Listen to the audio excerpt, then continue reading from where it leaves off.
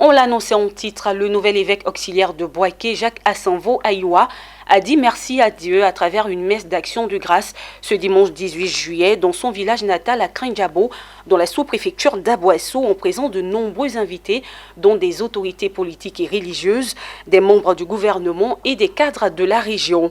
Nommé le 5 mai 2020, Monseigneur Asanvo Aïwa est le premier évêque et 7e prêtre de Jésus-Christ sur la trentaine de prêtres que compte la région du 108. Le reportage est signé Pierre Tebeu, Richard Akeke et Marius Seri.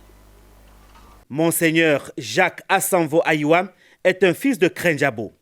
Le nouvel évêque auxiliaire de l'archidiocèse métropolitain de Boaké est revenu sur ses terres célébrer sa nomination comme évêque. C'est sur cet espace transformé en cathédrale qui a accueilli cette messe d'action de grâce.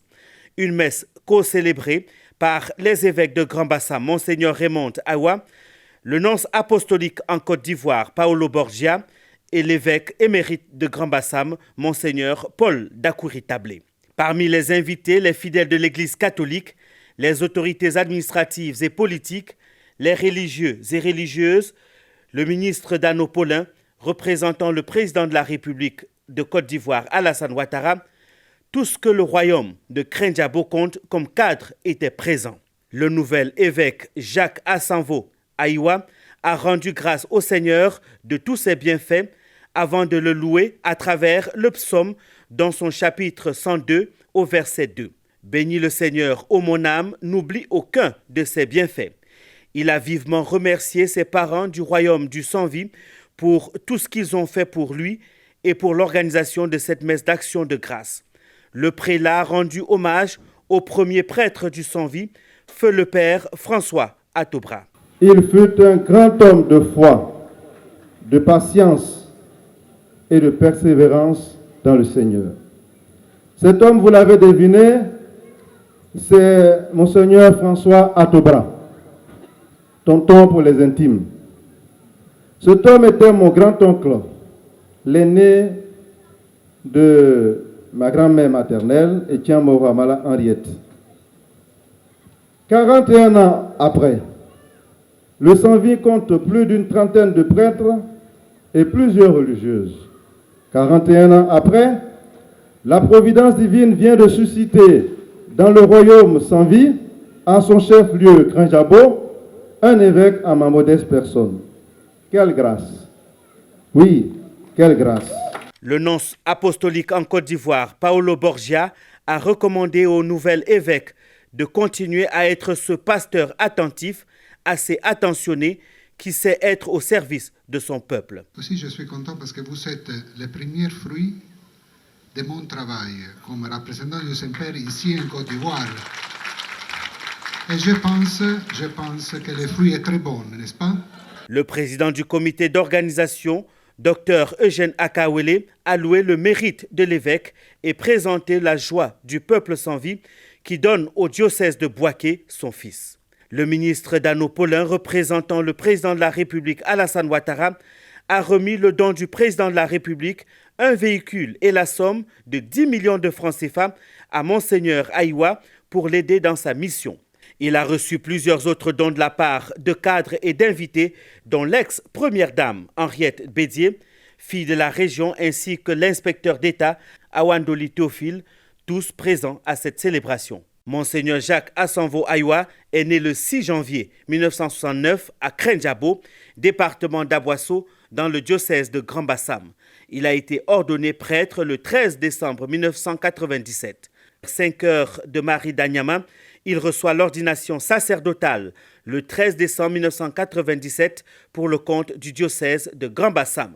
Il est nommé évêque le 5 mai 2020 par le Saint-Père François.